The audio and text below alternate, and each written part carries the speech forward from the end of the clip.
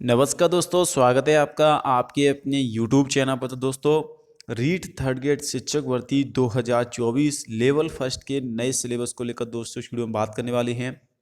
रीट की जो विज्ञप्ति है जल्द ही आने वाली है दोस्तों। पहले आपकी पात्रता पेपर होगा, इसके बाद दोस्तों 2024 का दोस्तों आपका थर्ड ग्रेड का एग्जाम होगा। हालांकि वो 2025 तक ही हो पाएगा, लेकिन दोस्तों पूरी पूरी कोशिश रहेगी सरकार की भी और बोर्ड की भी कि पहले रीट कराया जाए, उसके बाद मेंस कराया जाए। तो लेवल फर्स्ट वाले विद्यार्थियों के लिए वीडियो रहने वाली है। लेवल फर्स्ट में सिलेबस में आपको क्या क्या पढ़ना पड़ेगा। काफ़ी सारे छात्र हैं 2022 से रीट नहीं हुआ है, तो उनको सिलेबस के बारे में बेसिक नॉलेज नहीं है। और इसके अलावा कुछ विद्यार्थी ऐसे हैं जो पहली बार रीट देंगे दोस्तों। तो चलिए, आपका ज़्यादा समय लेते वीडियो स्टार्ट करते हैं। चैनल से पहली बार जुड़े हैं तो आपसे छोटी सी रिक्वेस्ट है, चैनल को आप जरूर सब्सक्राइब करें। तो दोस्तों, जो रीट का सिलेबस है वो आपका दोस्तों यहाँ पर पहले रीट होता है। तो पहले रीट के सिलेबस को लेकर बात करेंगे। उसके बाद आपका ग्रेड थर्ड का एग्जाम होता है, जिसे मेंस एग्जाम भी बोलते हैं। दोनों पेपरों का आयोजन अलग अलग बोर्ड करवाता है दोस्तों। पहला जो पेपर होगा वो अजमेर बोर्ड के द्वारा कराया जाएगा, जिसे आप रीट एग्जाम भी बोलते हो, या फिर दोस्तों जिसे आप एलिजिबिलिटी टेस्ट एक तरह से बोल सकते हो, पात्रता है पेपर। इसके बाद दोस्तों ग्रेड थर्ड का एग्जाम होता है, जो शिक्षक बनने के लिए इसमें आपकी मेरिट के आधार पर शिक्षक बनते हैं। तो अभी सिर्फ एलिजिबिलिटी जो टेस्ट होगा उसके सिलेबस के बारे में बात कर लेते हैं, क्योंकि ये पास करना आपके लिए काफ़ी ज़रूरी है। वही विद्यार्थी ग्रेड थर्ड का एग्जाम देते हैं जो रीट में पास होते हैं। रीट में पास होने के लिए दोस्तों आपको जो नंबर लाने होते हैं, जनरल कैटेगरी में 90 अंक लाने होते हैं और बाकी कैटेगरी में आपको 150 अंक लाने होते हैं। माफ़ कीजिएगा, 150 में से 90 अंक लाने होते हैं, बाकी कैटेगरी में आपको 82 अंक लाने होते हैं। तो ये तो सिलेबस है। पेपर होता है आपका 150 नंबर का। अब 150 नंबर में से दोस्तों आपका क्या क्या आता है सिलेबस में, चलिए थोड़ा उसके बारे में डिस्कस कर लेते हैं। सबसे पहले सिलेबस में आएगा दोस्तों आपका 30 नंबर की साइकोलॉजी।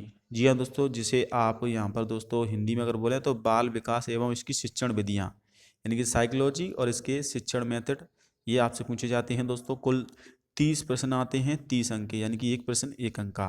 पूरा ही पेपर दोस्तों 150 प्रश्न आते हैं, 150 ही अंक की आती है, यानी कि 30-30 के हिसाब से डिवाइडेशन रहता है।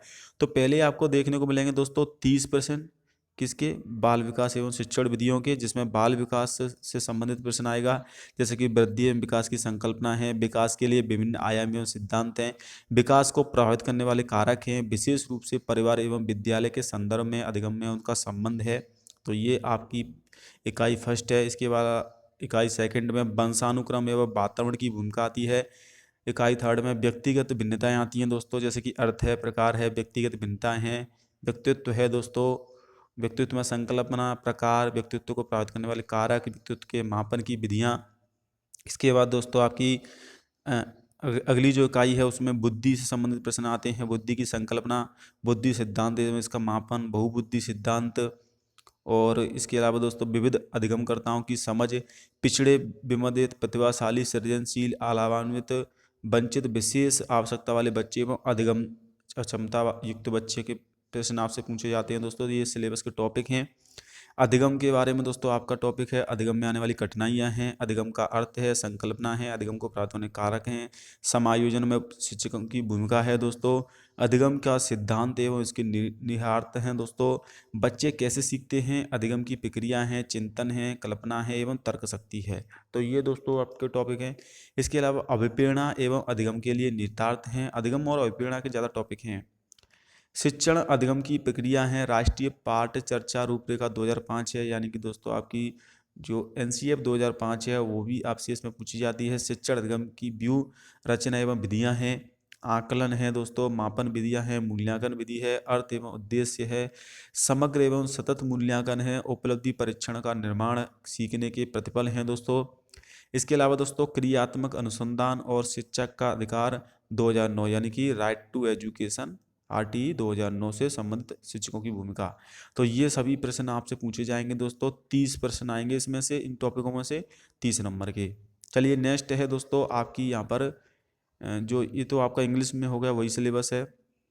इसके अलावा दोस्तों हिंदी, देखिए इसमें आपकी भाषा आपको पसंद करनी होती है, कौन सी भाषा आप लेते हो। कुछ छात्र इसमें हिंदी प्लस दोस्तों आपकी संस्कृत लेते हैं, भाषा फर्स्ट भाषा सेकंड, आपको इसमें जो लैंग्वेज हैं वो लेनी होती हैं। कुछ विद्यार्थी क्या करते हैं, इंग्लिश लेते हैं प्लस हिंदी।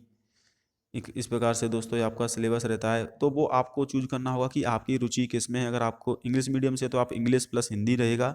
अगर आप हिंदी मीडियम वाले विद्यार्थी हैं तो हिंदी प्लस इंग्लिश भी ले सकते हैं, हिंदी प्लस संस्कृत भी ले सकते हैं। अमूमन विद्यार्थी संस्कृत ही लेते हैं क्योंकि हिंदी और संस्कृत की जो व्याकरण है लगभग एक समान है। इसीलिए अधिकतर विद्यार्थी आपको दोस्तों इसमें जो है सिलेबस के रूप में हिंदी प्लस संस्कृत लेते हैं। तो आप भाषा फर्स्ट में हिंदी लेते हो तो हिंदी में क्या क्या सिलेबस आएगा। इसमें अभी 30 प्रश्न ही आएंगे दोस्तों, 30 अंक के। तो इसमें आपका दोस्तों अपठित गद्यांश, निम्नलिखित व्याकरण संबंधी प्रश्न हैं, पर्यायवाची हैं, विलोम हैं, वाक्यांश के लिए एक शब्द है, शब्दार्थ है, शब्द शुद्धि है, उपसर्ग, प्रत्यय, संधि, समास, संज्ञा, सर्वनाम, विशेषण, अव्यय। तो ये आपसे सिलेबस पूछा जाता है दोस्तों। इसमें से टॉपिक में से एक अपठित गद्यांश आएगा जिसमें से निम्नलिखित बिंदुओं पर आपसे प्रश्न पूछे जाएंगे, जैसे कि रेखांकित शब्दों का अर्थ स्पष्ट करना, उसमें कौन सा वचन है, काल है, लिंग है, दिए गए शब्दों का वचन, काल और लिंग में बदलना। ये अपठित गद्यांश आएगा दोस्तों आपका, उसमें से ही आपको इसके आंसर देने होंगे। इसके अलावा दोस्तों वाक्य रचना है, वाक्य के अंग हैं, वाक्य के प्रकार हैं, पदबंध हैं, मुहावरे, लोकोक्तियां, ब्राह्म चिन्ह हैं, भाषा की शिक्षण विधियां हैं, भाषा शिक्षण एवं उपागम है। देखिए इसमें हिंदी आता है और हिंदी शिक्षण की विधियां भी आती हैं। भाषाई कौशल का विकास है, सुनना, बोलना, पढ़ना, लिखना। हिंदी भाषा शिक्षण में चुनौतियां हैं, शिक्षण अधिगम सामग्री है, पाठ्य पुस्तक, बहु माध्यम एवं शिक्षण में अन्य संसाधन हैं दोस्तों। भाषा शिक्षण में मूल्यांकन, उपलब्धि परीक्षण का निर्माण, समग्र एवं सतत मूल्यांकन है, उपचारात्मक शिक्षण है, बहुविकल्प प्रश्नों का मापदंड है। कक्षा 1 से 5वीं तक के आपके हिसाब से जो पेपर आता है वो कठिनाई का स्तर रहता है 10वीं तक का। तो ये हिंदी का आपका सिलेबस हो जाता है। इसके बाद दोस्तों आपके यहाँ पर इंग्लिश, यानी कि अगर आप लैंग्वेज फर्स्ट में इंग्लिश लेते हो, जो इंग्लिश मीडियम वाले विद्यार्थी हैं, तो उनके लिए इंग्लिश में अनसीन प्रोसेस पैसेज आएंगे दोस्तों।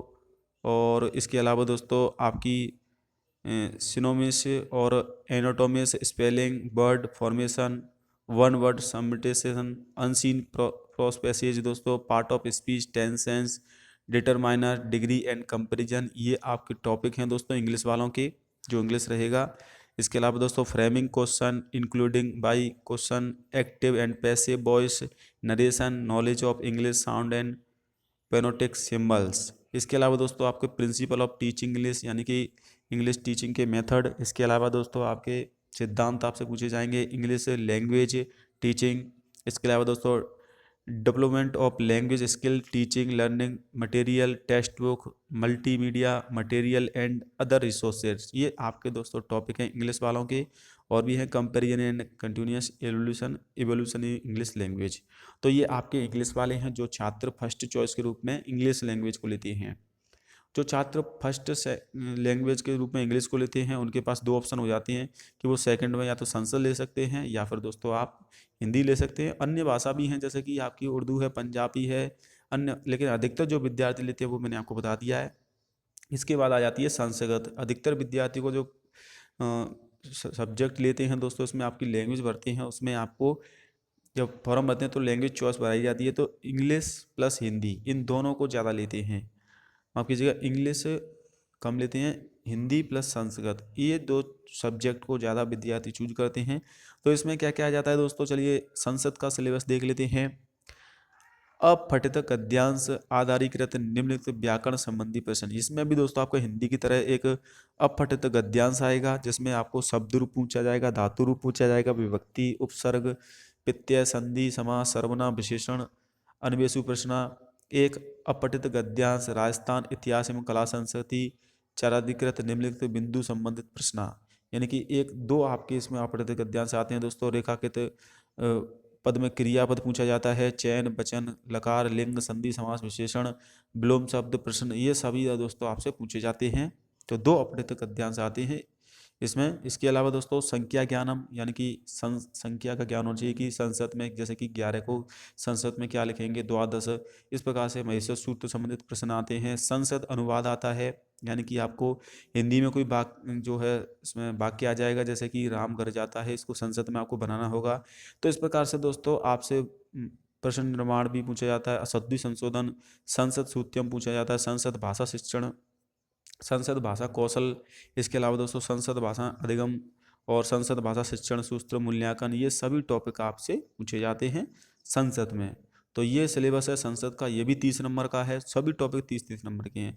अब कुछ छात्र लैंग्वेज के रूप में उर्दू को भी पढ़ते हैं, तो उनके लिए उर्दू का सिलेबस है। उर्दू मुझे पढ़ना नहीं आता है, तो आप अपने हिसाब से उर्दू देख सकते हैं यहाँ पर।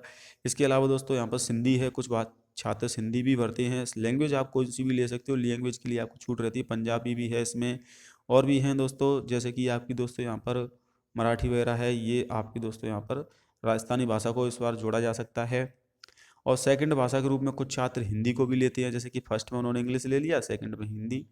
तो इस प्रकार से दोस्तों आपका सिलेबस रहता है। तो सिलेबस वही है, सिर्फ कुछ बदलाव हो जाते हैं, बाकी सिलेबस वही है। अब आ जाते हैं दोस्तों, ये आपकी लैंग्वेज हो गई, लैंग्वेज उर्दू वगैरह ये आपकी लैंग्वेज हैं। इसके बाद दोस्तों आपका इसमें सिलेबस आता है, सिंधी है, ये आपकी पंजाबी लैंग्वेज है। लैंग्वेज आपको कौन सी भी आप इसमें ले सकते हो, ये आपके ऊपर डिपेंड करता है कि आपकी किस लैंग्वेज में पकड़ अच्छी है। इसके बाद आता है दोस्तों पर्यावरण अध्ययन। जी हाँ दोस्तों, पर्यावरण अध्ययन जो सभी के लिए कॉमन रहता है। इसमें परिवार परिवार से संबंधित प्रश्न पूछे जाते हैं, जैसे कि आपसी संबंध है, एकल एवं संयुक्त परिवार है, सामाजिक बुराइयां हैं, बाल विकास है, दहेज है, बाल श्रम है, चोरी है, व्यसन है जैसे कि नशाखोरी, धूम्रपान, इसके व्यक्तिगत सामाजिक एवं आर्थिक दुष्परिणाम हैं दोस्तों। ये आपसे सिलेबस पूछे जाते हैं। वस्त्र एवं आवास से संबंधित, व्यवसाय से संबंधित, हमारी सभ्यता एवं संस्कृति, परिवहन और संचार से संबंधित प्रश्न पूछे जाते हैं, जिसमें अपने शरीर की देखभाल इससे संबंधित प्रश्न, रोगों से संबंधित भी प्रश्न आते हैं इसमें, जिसमें कि आपके डेंगू मलेरिया जो रोग हैं उनके नाम भी आप देख सकते हो, यहाँ पर दे रखे हैं। संतुलित भोजन है, आहार है। सजीव जगत से संबंधित प्रश्न पूछे जाते हैं। राष्ट्रीय उद्यान है, वन्य जीव उद्यान है, बाघ संरक्षित क्षेत्र हैं। इसमें आपके इंडिया लेवल के भी प्रश्न आते हैं, राजस्थान लेवल के भी। जल है, हमारी पृथ्वी एवं अंतरिक्ष से संबंधित पर्वतारोहण के आपके प्रश्न आते हैं। पर्यावरण अध्ययन के क्षेत्र में संकल्पना है, पर्यावरण से शास्त्र की विधियां हैं दोस्तों। ये आपका पर्यावरण अध्ययन का सिलेबस है। इसके अब बाद दोस्तों आपका इसमें मैथ और रह जाता है दोस्तों। मैथ आपसे पूछा जाता है, और मैथ में भी दोस्तों आप ये दे सकते हैं, मैथ का सिलेबस ज़्यादा टफ नहीं आता, इसके भी 30 प्रश्न आते हैं। 1 करोड़ तक की पूर्ण संख्याएं, स्थानीय मान, तुलना, गणितीय मूल्य संख्याएं, जोड़, बाकी गणा, गुणा, भाग, भारतीय मुद्रा, ये प्रश्न हैं दोस्तों। भिन्न हैं, एक एक नियम है। औसत लाभ, हानि, सरल ब्याज है दोस्तों। समान हर वाली उचित भिन्नों की तुलना है। मिश्र भिन्न है, असमान हर वाली उचित भिन्नों की तुलना है। एलसीएम, एचसीएफ है दोस्तों। ये अभाज्य गुणनखंड है, ये प्रश्न आपसे पूछे जाते हैं इससे संबंधित। गणित की प्रकृति, तर्क शक्ति है, पाठ्यक्रम में गणित की महत्ता है, गणित की भाषा सामुदायिक है। ये आपके औपचारिक अनौपचारिक गणित की कुछ विधियां भी आती हैं। तो ये आपका सिलेबस है। सिलेबस में दोस्तों देखिए आपका सबसे पहले साइकोलॉजी हो जाती है 30 नंबर की। इसके बाद दोस्तों 30 नंबर की हिंदी मान लीजिए, 30 नंबर की संस्कृत मान लीजिए, इंग्लिश भी हो सकती है 30 नंबर की, वो आप पे डिपेंड करता है। 30 नंबर का दोस्तों आपका इसमें पर्यावरण अध्ययन या ईवीएस, 30 नंबर का गणित। इस प्रकार से आपके 150 नंबर का पेपर आता है, 150 ही प्रश्न आते हैं, नेगेटिव मार्किंग नहीं होती है। तो ये तो होता है दोस्तों आपका रीट का प्री का सिलेबस। अब बात कर लेते हैं थोड़ा मेंस के सिलेबस को लेकर। मेंस में आपको क्या क्या पढ़ना होगा। देखिए लेवल फर्स्ट का जो मेंस का सिलेबस रहता है दोस्तों, वो आपका राजस्थान कर्मचारी चयन बोर्ड के द्वारा जारी किया जाता है। इसमें आपका जो पेपर होता है वो 300 नंबर का रहता है। परीक्षा के लिए एक प्रश्न पत्र होता है, 150 प्रश्न आते हैं, और 300 नंबर का पेपर होता है, यानी कि एक प्रश्न 2 नंबर का रहता है। और इसमें 1/3 की नेगेटिव मार्किंग भी रहती है, यानी कि अगर 3 प्रश्न आप गलत करते हो तो एक सही काट का नंबर आपसे कट हो जाता है। तो ये नेगेटिव मार्किंग है। प्री में नेगेटिव मार्किंग नहीं होती है, ये आपको ध्यान रख लेना है। बाकी 150 प्रश्न आएंगे दोस्तों। 2 घंटा 30 मिनट का समय दिया जाएगा। इतना ही समय दोस्तों आपको पहले पेपर में ही मिलेगा, यानी कि समय लगभग बराबर है। क्वेश्चन भी बराबर ही आते हैं 150, लेकिन इसमें जो नंबर हैं वो बढ़ जाते हैं। सिलेबस के बारे में बात कर लेते हैं, चलिए देखिए। इसमें यहाँ पर मोटा मोटा मैं आपको बता देता हूँ। सबसे पहले दोस्तों 300 नंबर में से 100 नंबर की आएगी राजस्थान का भूगोलिक यानी कि ज्योग्राफी, इतिहास यानी कि हिस्ट्री, सांस्कृतिक ज्ञान यानी कि दोस्तों कल्चर, एंड राजस्थानी भाषा यानी कि राजस्थान की जी की पूरी, राजस्थान की ज्योग्राफी, हिस्ट्री, कल्चर और राजस्थानी भाषा के 100 अंक का पेपर आएगा। और इसमें 50 प्रश्न आएंगे, जैसे कि राजस्थान का भौगोलिक स्वरूप है, मानसून तंत्र है, जलवायु का अपवाह तंत्र है, राजस्थान की वन संपदा है, ये टॉपिक हैं दोस्तों। वन्य जीव जंतु हैं, वन्य जीव संरक्षण अभ्यारण्य है, मृदाएं हैं, मृदा संरक्षण है, राजस्थान की प्रमुख फसलें हैं, जनसंख्या, राजस्थान की जनसंख्या घनत्व, साक्षरता, लिंगानुपात, राजस्थान की जनजातियाँ, जनजाति क्षेत्र, धार्मिक अधात्विक खनिज, धात्विक खनिज है राजस्थान की ऊर्जा संसाधन, परंपरागत गैर परंपरागत, राजस्थान के पर्यटन स्थल हैं, राजस्थान में यातायात के साधन हैं, ये आपका ज्योग्राफी का सिलेबस हो गया। इतिहास में क्या क्या आता है, राजस्थान की प्राचीन सभ्यता है, कालीबंगा, आहड़, गणेश्वर, बालाथल और बेराटस इत्यादि है। राजस्थान की महत्वपूर्ण ऐतिहासिक घटनाएं हैं, प्रमुख राजवंश है, उनकी प्रशासन व राजस्व व्यवस्था इत्यादि है। राजस्थान की स्थापत्य कला है, किले, स्मारक इत्यादि हैं। राजस्थान के मेले, त्योहार, लोक सेवा, लोक संगीत, लोक नाट्य एवं लोकगीत हैं। राजस्थान की सांस्कृतिक परंपरा एवं विरासत है। राजस्थान की धार्मिक आंदोलन हैं दोस्तों एवं प्रमुख संत एवं लोक देवता हैं। राजस्थान के महत्वपूर्ण ऐतिहासिक स्थल हैं। राजस्थान के प्रमुख व्यक्तित्व हैं। राजस्थान की चित्रकला, हस्तकला है। राजस्थान की क्रांति है। पर्यामंडल का राजस्थान का एकीकरण है। राजस्थानी भाषा में दोस्तों राजस्थान की क्षेत्रीय बोलियाँ, राजस्थान की कृतियाँ, राजस्थान के साहित्यकार, राजस्थान के संत साहित्य में लोक साहित्य। तो ये तो दोस्तों आपका 100 नंबर का हो गया। इसके बाद 80 नंबर का आपका दोस्तों राजस्थान का सामान्य ज्ञान यानी कि राजस्थान की करंट, शैक्षिक परिदृश्य, निःशुल्क एवं अनिवार्य बाल शिक्षा आरटी 2009 और शिक्षा का अधिकार अधिनियम एवं सामाजिक विषय, ये राजस्थान से संबंधित प्रश्न पूछे जाएंगे। राजस्थान का सामान्य ज्ञान में क्या क्या आएगा, राजस्थान के प्रतीक हैं, राजस्थान में राज्य सरकार की फ्लैगशिप योजना है, राजस्थान के अनुसंधान केंद्र हैं, राजस्थान के धार्मिक स्थल हैं, प्रमुख खिलाड़ी हैं, इसमें स्थल है, उद्योग हैं, राजनीतिक प्रशासनिक व्यवस्था है, जन कल्याणकारी योजना है दोस्तों राजस्थान की। ये 80 नंबर का सिलेबस है। शैक्षिक प्रदर्शन में शिक्षण अधिगम के नवाचार हैं। राजस्थान में केंद्र एवं राजस्थान सरकार की विभिन्न कल्याणकारी योजनाएं हैं। विद्यालय प्रबंधन समितियां हैं। राष्ट्रीय शिक्षा नीति 2020 आएगी, इसमें दोस्तों आपकी निःशुल्क एवं अनिवार्य शिक्षा का अधिनियम आरटी 2009 भी इसमें आपका आएगा। राजस्थान का 2011 का जो निःशुल्क एवं अनिवार्य बाल शिक्षा का अधिनियम 2011 भी आपसे इसमें प्रश्न आएंगे। समसामयिकी विषय यानी कि करंट के प्रश्न भी आते हैं, जैसे कि राजस्थान की समसामयिक घटनाएं हैं, पिछले 6 महीने के अंदर की आपकी या 1 साल के अंदर की करंट से संबंधित प्रश्न आपसे पूछे जाएंगे। राजस्थान की समसामयिक घटना, योजना, क्रियान्वयन है, सामाजिक विषय है और विद्यालय विषय में हिंदी। ये तो दोस्तों आपका 100+80 नंबर की तो राजस्थान जीके ही आती है इसमें, यानी कि जिस पर जीके की अच्छी पकड़ होगी वो आराम से दोस्तों राजस्थान की थर्ड ग्रेड की एग्जाम को पास कर सकता है। तो जीके पर आपको विशेष तौर पर ध्यान देना है। इसके बाद क्या क्या आता है, देखिए हिंदी 10 नंबर की आती है, 5 प्रश्न आएंगे। हिंदी में वही शब्द भेद, संज्ञा, सर्वनाम, विशेषण, क्रिया विशेषण, संधि, समास, उपसर्ग, वही दोस्तों जो प्री का सिलेबस है वही है। इंग्लिश इसमें रहती है, इसमें संस्कृत नहीं आती दोस्तों, इसमें इंग्लिश आपको करनी होती है, चाहे आप इंग्लिश मीडियम हो चाहे हिंदी मीडियम, इंग्लिश ही आती है इसमें। आर्टिकल है, टेंस, वॉइस, नरेशन, इसके भी 5 प्रश्न आएंगे दोस्तों। गणित के भी 5 प्रश्न आएंगे। अभाज्य भाज्य संख्याएं, गणितीय मूल्य संक्रियाएं, जोड़, बाकी, गुणा, भाग, वही सिलेबस आएगा दोस्तों। सिर्फ इसमें चक्रवृद्धि ब्याज बढ़ जाती है, यानी कि दोस्तों जो आपका प्री का सिलेबस था उसमें चक्रवृद्धि ब्याज नहीं थी, इसमें चक्रवृद्धि ब्याज आती है। बाकी सिलेबस सब वही सेम टू सेम है और इसमें 3D आकृति बढ़ जाती है ठोस आकृतियों में, बाकी वही सिलेबस है। इसके अलावा विज्ञान के भी 10 प्रश्न, 10 अंक के 5 प्रश्न आते हैं। तो यहाँ पर भी आप अम्ल क्षार है, यौगिक है, भौतिक रासायनिक गण हैं, इसमें यानी कि फिजिक्स आती है। जबकि जो प्री है उसमें सिर्फ बायोलॉजी ही आती है, इसमें फिजिक्स और केमिस्ट्री भी आपसे पूछी जाती है। तो ये है आपका विज्ञान का सिलेबस। इसके अलावा प्रकाश वगैरह, श्वसन परिवहन, जंतुओं परिवहन, सामाजिक अध्ययन, राजस्थान एक बार फिर से 10 क्वेश्चन, यानी कि 180 नंबर की तो पहले, फिर 10 क्वेश्चन और आ जाते हैं राजस्थान के, यानी कि लगभग 190 नंबर की तो राजस्थान जीके है 300 में से। तो ये है दोस्तों राजस्थान में भाषा परिचय है, मुगल साम्राज्य है, पृथ्वी के प्रमुख स्थल रूप हैं, राजस्थान में कृषि है, संविधान है, राजस्थान का संविधान में योगदान, लोक प्रशासन। इसके अलावा शिक्षण रीति विज्ञान में हिंदी के प्रश्न आते हैं दोस्तों आपके। ये शैक्षिक रीति विज्ञान है कि शिक्षण विधियाँ, हिंदी की शिक्षण विधियाँ 8 अंक की, इसके अलावा इंग्लिश की शिक्षण विधियाँ 8 अंक की, इसके अलावा गणित की शिक्षण विधियाँ 8 अंक की, और आपकी दोस्तों विज्ञान की शिक्षण विधियाँ 8 अंक की, और सामाजिक विज्ञान, सामाजिक अध्ययन की जो राजस्थान जीके है उसकी भी 8 अंक की विधि, यानी कि लगभग 200 नंबर की तो राजस्थान जीके है 300 में से। कट ऑफ पिछली 200 ही गई थी, यानी कि जिनकी राजस्थान जीके में पकड़े आराम से पास हो जाओगे, नौकरी आपकी पक्की है। शैक्षणिक मनोविज्ञान में आपकी साइकोलॉजी संबंधित आपका 20 नंबर का सिलेबस आता है, यानी कि साइकोलॉजी भी इसमें 20 नंबर की आती है, वही सिलेबस है जो प्री का है, कोई भी चेंजेस नहीं है। और लास्ट में 10 नंबर का आपका दोस्तों कंप्यूटर संबंधित प्रश्न आते हैं, 5 प्रश्न। सूचना तकनीकी प्रौद्योगिकी, सूचना प्रौद्योगिकी उपकरण, प्रौद्योगिकी अनुप्रयोग, सूचना प्रौद्योगिकी सामाजिक प्रभाव। तो ये है दोस्तों आपका रीट प्री और मेंस का सिलेबस। लेकिन इसमें एक चीज़ और आपको ध्यान रखनी है, राजस्थान जीके आप पढ़ते समय नए सिलेबस के हिसाब से पढ़ें, पुरानी बुक से स्टडी ना करें, चाहे किसी भी अच्छे लेखक की हो, क्योंकि अब राजस्थान जीके चेंज हो चुकी है, नए जिलों के हिसाब से स्टडी करें। और जहाँ तक है दोस्तों जो प्रश्न सबसे ज़्यादा पूछे जाते हैं वो ज्योग्राफी प्लस आपकी कल्चर में से ज़्यादा प्रश्न आते हैं, इतने हिस्ट्री में से नहीं आते हैं। तो इस चीज़ का ध्यान रखो, करंट पर भी ध्यान आप बनाए रखें। करंट के भी जो भी प्रश्न आपसे पूछे जाते हैं उसके लिए आप करंट अफेयर भी पढ़ते रहें।